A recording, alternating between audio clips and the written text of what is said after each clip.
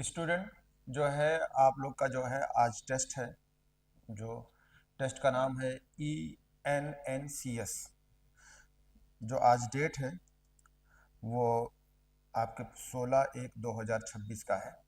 तो मैं केमिस्ट्री का जो है सॉल्यूशन कराने जा रहा हूँ और उसमें जो है क्वेश्चन नंबर आपका ये जो है ये आपके सामने है 46 है। पूछा है कि match the list first and list seconds. तो आपको मैच करना है।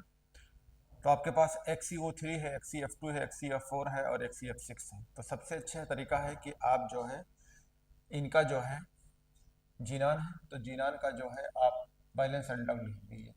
तो जीनान के पास बैलेंस इलेक्ट्रॉन होता है 8। तो देखेंगे तो दो दो ऑक्सीजन इससे बॉन्ड बना देगा। तो ये बॉन्ड बना दिया। ऑक्सीजन के पास बैलेंस इलेक्ट्रॉन होता है 6। ऑक्सीजन के पास बैलेंस इलेक्ट्रॉन 6 होता है। ये 6 होता है। आप देखते हैं कि हाइब्रिडाइजेशन निकालने के लिए सिग्मा बॉन्ड और लोन पेयर ली जाती है। तो अगर आप हाइब्रिडाइजेशन निकालेंगे तो हाइब्रिडाइजेशन से निकालने के लिए नंबर ऑफ सिग्मा बॉन्ड्स, तो यहाँ पे एक सिग्मा एक पाई है। तो सिर्फ हमें सिग्मा लेना है, पाई को नहीं लेना होता है। पाई बॉन्ड जो है हाइब्रिडेशन में कैलकुलेट नहीं करते हैं। तो कितना सिग्मा हो गया 3। कितना लोन पेयर है 1, तो 4। तो 4 बराबर हो जाएगा sp3। ये जो स्ट्रक्चर है जस्ट लाइक अमोनिया की तरह है। ये देखिए अमोनिया में भी वही होता है। तो अमोनिया का सबको पता है कि अमोनिया का जो है शेप जो होती है पिरामिडल होती है। तो इसका भी पिरामिडल होगा क्योंकि पाई बॉन्ड लेंगे नहीं। तो ये लोन पेयर और बॉन्ड पेयर रिपल्शन पैदा होगी। लोन पेयर और बॉन्ड पेयर जो है इसमें रिपल्शन होगी तो ये बॉन्ड झुक जाएगा। तो ये पिरामिड दिखेगा पिरामिड की तरह। तो इसका हो जाएगा आपका हाइब्रिडाइजेशन सी और इसका शेप जो होगा पिरामिडल होगा। पिरामिडल होगा। तो अगर आप मैचिंग करना चाहते हैं तो आप देखेंगे XeO3 का। तो XeO3 का जो है आपका हाइब्रिडाइजेशन होगा sp3 और शेप होगा पिरामिडल्स। तो अगर आप देखेंगे तो A वाले का जो होता है आपका सेकंड हो जाएगा। तो A वाले सेकंड के पास यहाँ पे है और यहाँ पे और यहाँ पे है। तो अगला देखते हैं XeF2। तो अगर आप XeF2 को देखेंगे तो XeF2 का होता है जो इसके पास भी बैलेंस इलेक्ट्रॉन जो है आपके पास 6 होता है। मैंने यहाँ पे ट्रिक बताया था कि अगर लोन पेयर इसके पास बैलेंस इलेक्ट्रॉन 8 होता है। अब अगर लोन पेयर और बॉन्ड पेयर्स अगर अगर जोड़ के अगर 5 से ज़्यादा है तो लोन पेयर जाता है इक्वेटोरियल्स पे। तो देखिए ये हमने एक्सियल बॉन्ड है और ये आपका एक्सियल बॉन्ड है और ये दो इक्वेटोरियल्स हैं। अगर आप ट्रिक देखेंगे तो लोन पेयर मतलब कितने हैं 3 और बॉन्ड पेयर कितने हैं 2, तो 5। तो मेरा ट्रिक था कि लोन पेयर इक्वेटोरियल पे जाएगा। ये लोन पेयर के बीच में रिपल्शंस पैदा होती है। तो जो रिपल्शंस पैदा होगा तो इसका रिजल्टेंट जो है ऊपर की तरफ होगा।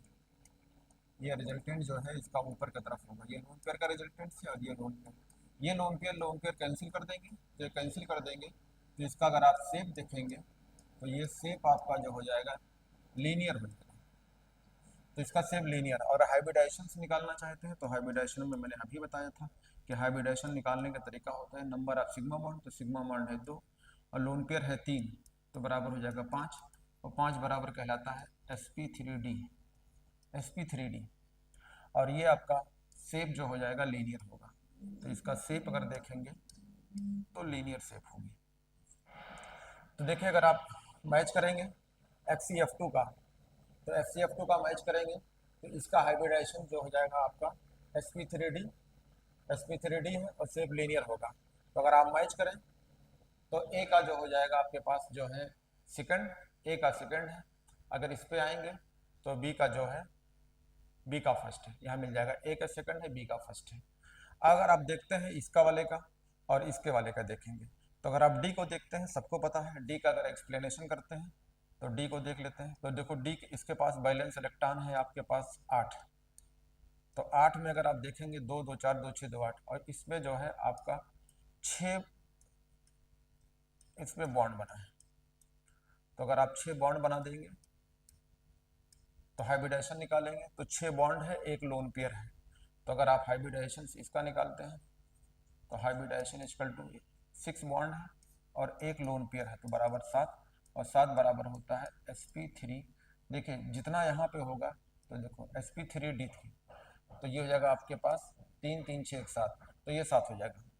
और इसको अगर आप देखेंगे तो sp3d3 है यहाँ पे 6 लोग हैं लेकिन एक लोन पेयर है, तो ये खराब करेगा, तो इसका शेप कहलाता है। इसकी अगर हम शेप देखेंगे तो इसकी शेप हो जाएगी आपकी जो है डिस्टॉर्टेड ऑक्टाहेड्रल्स, डिस्टॉर्टेड ऑक्टाहेड्रल्स, डिस्टॉर्टेड ऑक्टाहेड्रल्स। तो अगर आप देखें डी का देखेंगे तो डी का थर्ड हो गया। बचा आपके पास ये एक्सीएफ, ये आपके पास है XeOF4। अगर इसकी बात करते हैं तो इसमें देखेंगे जीनान के पास आपके पास इलेक्ट्रॉन होता है 8, 8 में से जो है 4 इलेक्ट्रॉन जो है आपके पास F बॉन्ड बना लेंगे, 2 इलेक्ट्रॉन जो है ऑक्सीजन इससे बॉन्ड बना लेगा। अब गिनिंग कितना इलेक्ट्रॉन हो गया, तो देखिए 4 ये है और 2 6, एक लोन पेयर है, तो इसका हाइब्रिडाइजेशन निकालेंगे तो आपके पास होगा 1 2 3 4, 4 सिग्मा है और एक 5 सिग्मा, एक लोन पेयर यानी 6, 6 बराबर होता है, 6 बराबर हो जाएगा sp3d2। तो देखो sp3d2 है और अगर इसका शेप बनाएंगे तो इसका कहलाता है स्क्वायर पिरामिडल्स। तो अगर आप देखेंगे तो आप ये आंसर फर्स्ट जो है आपको मिल जाएगा। सी का जो हो गया आपके पास, सी का हो गया फोर्थ और डी का हो गया थर्ड। तो अगर आप देखेंगे तो आंसर आपका है फर्स्ट। नेक्स्ट क्वेश्चन पे चलते हैं।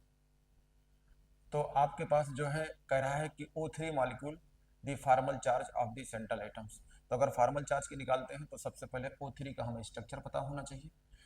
तो अगर आप देखेंगे तो ऑक्सीजन के पास वैलेंस इलेक्ट्रॉन होता है 6, आपके पास एक सेंटर हो गया और 2 आपके पास ऑक्सीजन है, तो इनके पास भी वैलेंस इलेक्ट्रॉन 6 ही होता है, ये वैलेंस इलेक्ट्रॉन हो गया।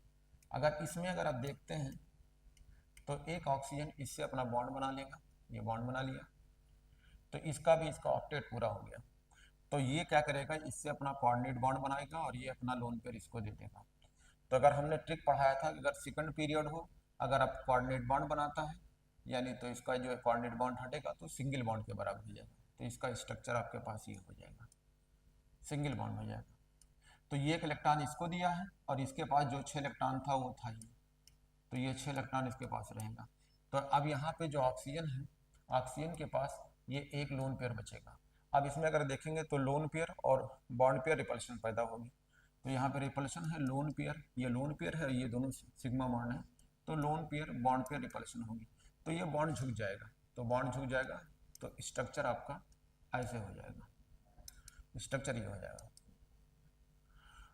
अगर आप देखना चाहते हैं कि जो है फॉर्मल चार्ज क्या है, तो फॉर्मल चार्ज निकालने के लिए फॉर्मल चार्ज जिसका निकालना है तो किसका बोल रहा है, सेंटर एटम यानी सेंटर ऑक्सीजन का O का।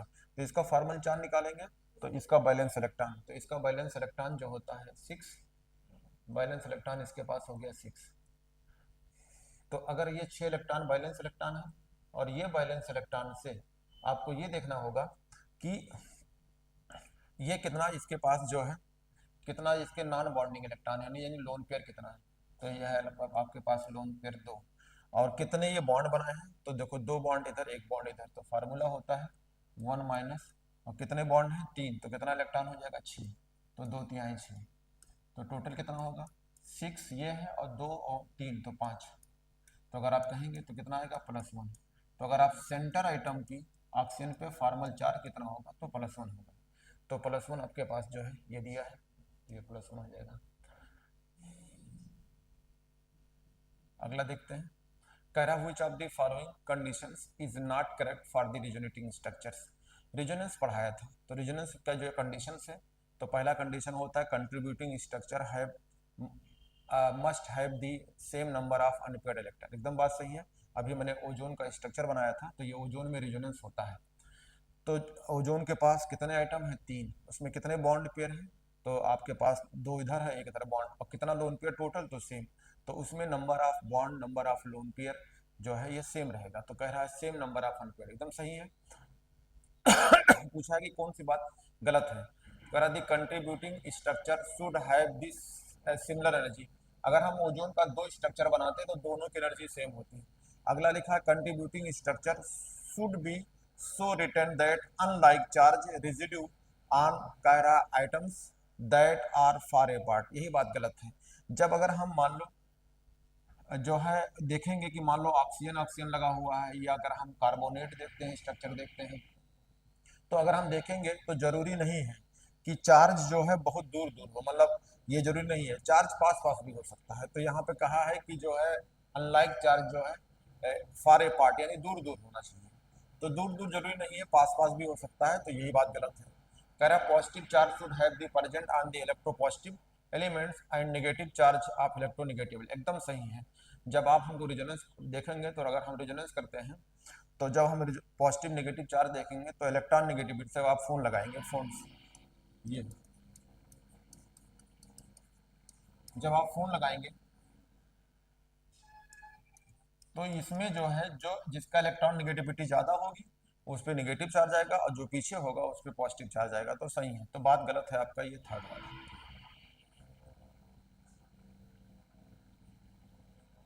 कह रहा है कि इन ये diatomic molecules the bond distance is 1 × 10⁻⁸ centimetre in dipole movement इतना दिया है। तो अगर हम देखेंगे तो कह रहा है डाइएटॉमिक कोई मॉलिक्यूल्स है, कोई डाइएटॉमिक मॉलिक्यूल है, जैसे O2 मान लो, आपका C2 मान लो, आप जो है N2 मान लो, कोई डाइएटॉमिक मॉलिक्यूल है। तो डाइएटॉमिक मॉलिक्यूल की डिस्टेंस दिया है L, तो L दिया है 1 × 10⁻⁸ सेंटीमीटर, ये दिया है। डाइपोल मोमेंट इसका म्यू दिया है, म्यू कितना दिया है 1.2D। तो कह रहा है कि दी फ्रैक्शनल चार्ज ऑफ, तो पहले इस फार्मूले से हम म्यू इक्वल टू होता है Q × L, इसको निकाल लेते हैं। तो इससे जो है हमारे पास म्यू पता हो जाएगा Q, तो Q इक्वल टू क्या हो जाएगा μ/L। तो म्यू की वैल्यू दिया है 1.2D, तो D को अगर चेंज करेंगे, डीबे है, डीबे की यूनिट चेंज करेंगे तो 1 डीबे इक्वल टू होता है 10⁻⁸ ESU इंटू सेंटीमीटर। और नीचे भी हमारे पास दिया है 1 × 10⁻⁸ ES सेंटीमीटर। तो सेंटीमीटर सेंटीमीटर कट जाएगा, ये ऊपर बचेगा आपके पास 10, तो 1.2 × 10⁻⁻10 जो होगा ये ESU बचेगा। तो अगर हमें निकालना है फ्रैक्शनल चार्ज, तो फ्रैक्शनल चार्ज का मतलब होता है क्यों निकालना है, नहीं कह रहा कि फ्रैक्शनल चार्ज क्या होगा। तो फ्रैक्शन चार्ज अगर निकालना चाहते हैं, फ्रैक्शनल चार्ज, फ्रैक्शनल चार्ज बराबर होता है जो आपके पास चार्ज दिया हो निकाल के लाए हैं वो, ठीक है, ये, और डिवाइड बाई आपके पास जो है टोटल चार्ज। तो एक चार्ज की वैल्यू जो होती है ये 4.8 इंटू 10⁻⁻ होती है 10, तो ये 10 कट जाएगा, ये कट जाएगा, तो 12 चौक 48, तो ये आ जाएगा 1/4, और 1/4 इक्वल टू होता है 0.25। तो अगर आप देखेंगे तो 0.25 इसका जो है ये आंसर हो जाएगा। नेक्स्ट चलते हैं। कह रहा है कि जो है pi anti bonding molecular orbital is characterized by, तो पाई एंटी बॉन्डिंग जो बनाना होता है, तो अगर हम देखेंगे ये मॉलिक्यूलर ऑर्बिटल थ्योरी से है, तो पाई एंटी बॉन्डिंग की बात करते हैं। तो पाई जो बॉन्डिंग होती है वो पीएक्स के ओवरलैपिंग से या पीवाई के ओवरलैपिंग से होती है। तो एंटी बॉन्डिंग मॉलिक्यूलर ऑर्बिटल बात करेंगे, तो एंटी बॉन्डिंग मॉलिक्यूलर ऑर्बिटल मतलब ये बॉन्ड नहीं बनाएंगे। तो अगर मान लो ये मॉलिक्यूलर एक्सिस है और आपका ये है जो है, और ये आपका एक ऑर्बिटल एंटी बॉन्डिंग वाला है, तो मान लो ये पीएक्स का है, तो ये क्या करें, दूर भागेंगे, ये दूर भागेंगे, तो ये आप जो बॉन्ड नहीं बनाएंगे ये दूर भागेंगे। तो देखो ये लाइन जो कहलाती है, ये जो होती है ये लाइन कहलाती है कि जहाँ पे इलेक्ट्रॉन ना पाए जाए। तो आपसे पूछा है pi anti bonding orbital is characterized by, इसका मतलब है यहाँ पे कहीं इलेक्ट्रॉन नहीं पाया जाएगा, यानी ये मिले ही नहीं है, तो इसे बोलते हैं नोडल प्लेन्स। तो ये आपका नोडल प्लेन हो जाएगा, नोडल प्लेन्स यानी ये मिले नहीं, अगर मिलते तो यहाँ पे इलेक्ट्रॉन मिलती, तो ये नोडल प्लेन। तो देखो ये आपका एक्सिस है, ये आपका जो एक्सिस है, मान लो ये जेड एक्सिस है, तो अगर जेड एक्सिस के देखो ये एकदम सीधे ऊपर नीचे है, इसका मतलब परपेंडिकुलर है, तो लिखा होगा इलेक्ट्रॉन डेंसिटी, ये लिखा a nodal plane is perpendicular to the bond axis, यानी बॉन्ड एक्सिस जो आपका ये वाला बॉन्ड है, ये वाला बॉन्ड है, नोडल प्लेन उसी के जो है परपेंडिकुलर होगा। तो ये मतलब हो जाएगा nodal plane perpendicular to bond axis, तो ये थर्ड वाला हो जाएगा। आगे चलते हैं। कह रहा है कि which of the following statement are true regarding VSEPR theory. VSEPR theory में अगर आप देखेंगे तो कह रहा है lone pair occupy more space than bond pair electron. एकदम बात सही, जो लोन पेयर होता है उसके लिए जगह ज़्यादा चाहिए, तो इसका मतलब जो है ये बात सही है। आगे कहते हैं अमोनिया हैज ये tetrahedral electron geometry but trigonal pyramidal molecular shape. सही बात है। अगर ज्योमेट्री की बात करते हैं तो अरेंजमेंट कहते हैं, तो हम अमोनिया के पास अरेंजमेंट करेंगे तो एक आपका H और ये H होगा और ये क्या होगा, और ये देखो ये लोन पेयर है, तो लोन पेयर भी अरेंजमेंट होगी। तो ज्योमेट्री की बात करेंगे तो 4 लोग होंगे, तो इसको ज्योमेट्री को टेट्राहेड्रल, लेकिन ये ज्योमेट्री हो गई आपकी, ज्योमेट्री हो गई। जब शेप की बात करेंगे तो ये लोन पेयर जो है इन बॉन्ड पे रिपल्शन पैदा करेगा, इन सब पे रिपल्शन पैदा करेगा, तो ये झुक जाएंगे, तो ये झुक जाएंगे, तो इनका शेप जो हो जाएगा पिरामिडल हो जाएगा। तो जो शेप आपका होगा, शेप आपका पिरामिडल हो जाएगा। तो सही है। कह रहा है SF6 has octahedral shape due to 6 bond pair, ये भी सही है, सही है। वाटर है ये लीनियर मॉलिक्यूलर ज्योमेट्री, ये बात गलत है।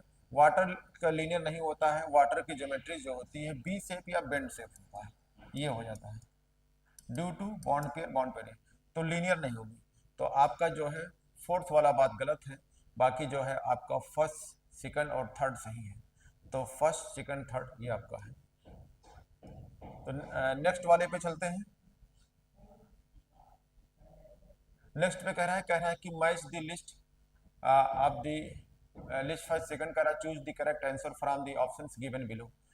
आइसोमेरिक पेयर है, पेयरिंग की बात कर रहा है, तो अगर आप पेयर से देखेंगे तो चाहे ऊपर से देखिए चाहे नीचे से देखिए कोई दिक्कत नहीं है। तो देखो अगर आप देखेंगे आर्थोनाइट्रोफिनॉल और पैरानाइट्रोफिनॉल्स, तो ये सबको पता है, मैं नीचे से देख रहा हूँ, तो आर्थोनाइट्रोफिनॉल्स, तो ये फिनॉल है, और फिनॉल पे अगर यहाँ पे आपका NO2 लगा हुआ है तो ये से कहेंगे आर्थोनाइट्रोफिनॉल्स।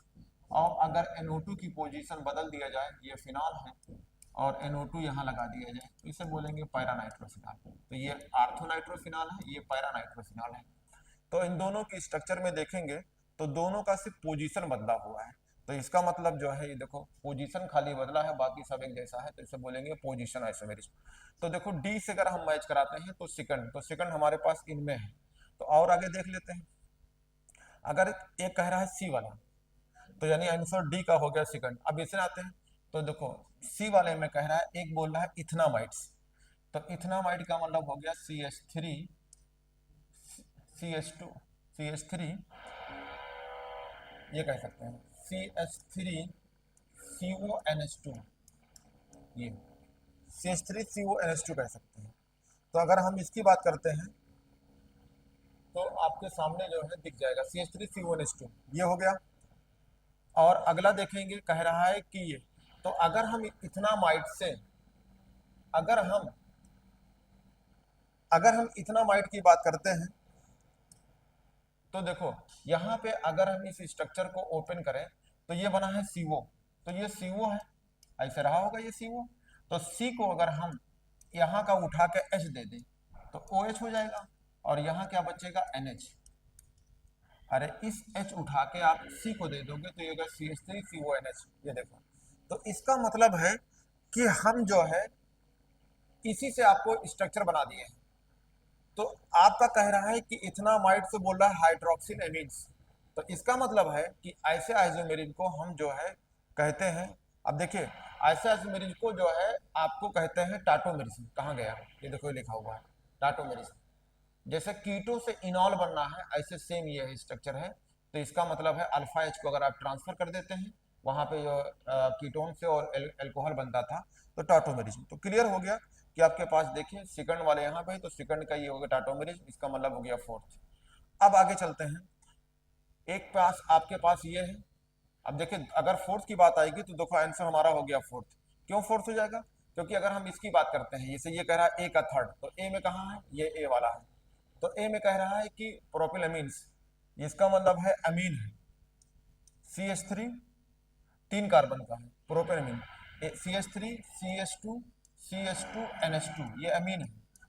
और इस अमीन को आपको बोल दिया है N मिथाइल अमीन, इसका मतलब है कि यहाँ पे एक फंक्शनल ग्रुप को लगा दिया है, CH3 है, CH2 है, यहाँ पे आपका NH है, और यहाँ पे आपका CH3 लगा दिया है, ये देखिए। तो देखो प्रोपिल अमीन्स करा N मिथाइल अमीन्स कह दिया है, यानी ये जो डायग्राम बन गया है, ये डायग्राम आपके सामने है। तो अगर इसमें देखेंगे तो आपका पास जो है एक चीज कही जाती है कि ये अमीन प्राइमरी अमीन है, ये प्राइमरी अमीन है और ये अमीन सेकेंडरी है, तो फंक्शनल ग्रुप चेंज हो गया है, तो इसे बोलेंगे फंक्शनल आइसोमेरिज्म। फंक्शनल्स, तो इसे बोलेंगे फंक्शनल आइसोमेरिज्म। तो ये आपका फंक्शनल आइसोमेरिज्म हो जाएगा। तो ए का थर्ड हो गया, तो आपका ए का थर्ड हो गया। अब आते हैं बी का। ये देखो बी में है आपका 6 कार्बन की चेन है और 3 नंबर पे ओन है, और उसके बाद नहीं, पहले वाले पे 2 नंबर पे ओन है और उसके बाद 3 नंबर पे है, तो 6 कार्बन की चेन बना लीजिए। तो ये 6 कार्बन की चेन, 1 2 3 4 5 6, 6 कार्बन की चेन है, 3 नंबर पे आपका ओन लगा है और उसके बाद जो है पहले पे 2 नंबर का ओन लगा है। हाँ, पहले पे जो है 2 नंबर पे है, तो पहले पे 2 नंबर लगा लेते हैं। ये 3 पे लगा दिया हूँ, 6 कार्बन की चेन है, 1 2 3 4 5 6, 6 कार्बन की चेन है, 2 नंबर पे ओन लगा है, ये 2 पे ओन लगा है। तो अगर आप देखेंगे तो आप बाकी जो कार्बन बचे यहाँ पे आप एच एच लगा दीजिए, इन सब पे एच एच लगा दीजिए, इन सब पे एच लगा देंगे। तो यहाँ पे सब पे भी एच लगा दीजिए, तो एच लगा देंगे। तो इसका मतलब है कि अगर आपसे ये कह रहा है तो ऐसे जो है कि अगर आपका सीओ जो है वही रहे, यानी आपका फंक्शनल ग्रुप वही रहे, और आपके पास इधर और इधर, इधर या इधर आपके जो है चेंज हो जाएंगे, आपके कार्बन की जो है नंबर चेंज हो जाए, तो ऐसे को हम बोलते हैं मेटामर्स। तो आपका हो जाएगा फोर्थ, इसे बोलेंगे मेटामर्स, यानी इसका फोर्थ हो जाएगा। तो फोर्थ के लिए जो है इसको हम कर सकते हैं। अगला नेक्स्ट क्वेश्चन करते हैं।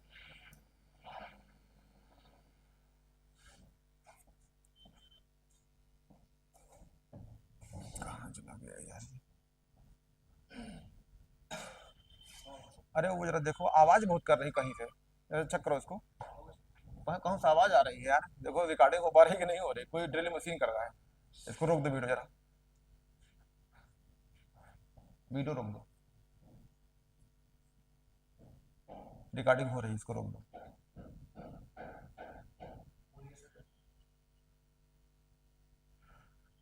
ये जो है आपकी मैचिंग बता रहा था, मैचिंग में जो है आइसोमेरिज्म थी।